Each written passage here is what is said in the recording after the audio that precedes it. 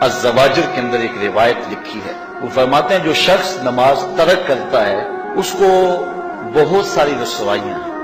وہ کہتے ہیں پہلی بات تو یہ ہے کہ اس کی عمر میں برکت اٹھا لی جاتی ہے، دوسری بات اس کے چہرے سے صالحین کا نور اتار لیا جاتا ہے، تیسری بات وہ کوئی بھی عمل کرے اس کا ثواب نہیں ملتا اسے، چوتھی سزا دنیا پر اس کو یہ ملتی ہے اس کی دعائیں قبول نہیں ہوتی، اور پانچویں سزا اس کے لیے یہ ہے کہ اس کے لیے جو نیک لوگ دعا کرتے ہیں ان دعاؤں کا حصہ اسے نہیں ملتا۔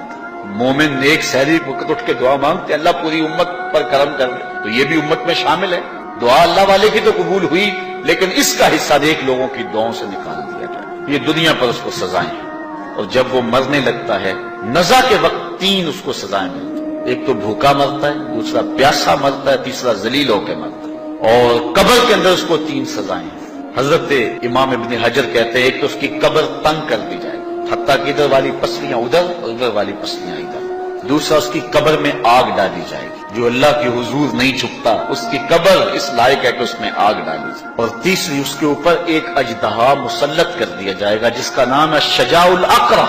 اور جب وہ ڈنگ مارے گا تو 70 گز تک وہ شخص زمین میں دنس جائے گا اور وہ مسلسل یہ ڈنگ مارتا رہے گا، اور کہا کہ تین سزائیں اس کو حشر میں پہنچیں گی، ایک تو اس کا حساب سختی سے لیا جائے گا، دوسرا اللہ تعالیٰ جل شانہ اپنے قہر و غضب کا اس پہ اظہار کرے گا، اور تیسری اس کو سزا یہ دی جائے گی کہ اس کو جہنم میں ڈال دیا جائے گا۔ میں اور آپ آج کی اس بزم میں یہ پختہ عزم کر کے اٹھیں کہ آج ہم خود بھی اور اپنی اولاد کو بھی، اپنے دوستوں کو بھی، میرے والد گرامی فرمایا کرتے تھے جس سے دوستی ہونا اس کی انگلی پکڑ کے دین کی راہ پہ لے آؤ، یہ دوستی کا حق ہے، اس کے لیے آپ بہت کچھ کرتے ہیں لیکن اگر اس کو دین نہیں دیا تو کچھ بھی نہیں دیا۔ کوشش کرو میرا دوست ہو اور جہنم میں جائے۔ والدین بچے کے مستقبل کے لیے کتنی کوشش کرتے ہیں، لاکھوں روپیہ لگاتے ہیں مستقبل ٹھیک ہو جائے، یونیورسٹیوں کے اندر کالجوں کے اندر کتنی بھاری فیسیں بھرتے ہیں۔ میں نے دیکھا بوڑھا باپ اپنی کمر پہ بوریاں لاد کے مزدوری کرتا ہے، مائیں اپنا زیور بیچ رہی ہیں کہ اولاد پڑ جائے، میاں اتنا کچھ کیوں کر رہے ہو جی مستقبل ٹھیک ہو جائے۔ یہ مستقبل کتنا ہے 20-25 سال کا، اور جو اصل مستقبل ہے اس کی فکر ہی نہیں کسی، اصل مستقبل تو وہ ہے۔ اللہ اکبر، کسی کا انٹرویو ہوتا ہے لوگ کہتے ہیں جناب دعا کرو کہ اس انٹرویو میں وہ کامیابی سے گزر جائے، میں کہتا ہوں جب قبر میں اترتا ہے پھر کسی نے آ کر کبھی نہیں کہا کہ دعا کرو مشکل گھڑی آ گئی ہے خیریت سے گزر جائے۔ اصل امتحان تو یہ ہے، اگر اس امتحان سے گزر گیا تو کامیابی اور بامرادی۔ یہ تھوڑا سا مستقبل دنیا کا، اس کے لیے ہم کتنے پیسے لگا دیتے ہیں، سب کچھ اولاد کو آتا ہے، ہر شے فر پڑھتے اور بولتے ہیں، دعائے قنوت بھی نہیں آتی ہوتی، تو ہم اپنی اولاد کے لیے دین کا تحفہ اس کو کبھی نہ چھوڑیں۔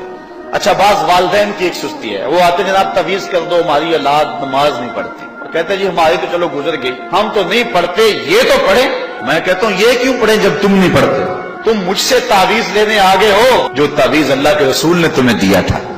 کہ 7 سال کے ہوں تو پکڑ کے انگلی مسجد کا راستہ دکھاؤ، 10 سال کے ہو جائیں تو مار کے پڑھاؤ، ان کے سینے میں اللہ کا خوف داخل کرو، ان کو قرآن کی تلاوت سکھاؤ۔ علموا اولادکم 3 خصال، اپنی اولاد کو 3 چیزیں سکھاؤ، حب نبیکم، ایک اپنے نبی کا پیار سکھاؤ، وحب اہل بیت ہی، رسول اللہ کے اہل بیت کا پیار سکھاؤ، وتلاوت القرآن، اور قرآن کا پڑھنا سکھاؤ۔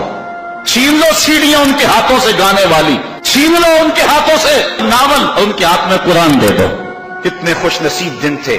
گلیوں سے گزرتے تھے گھروں سے قرآن کے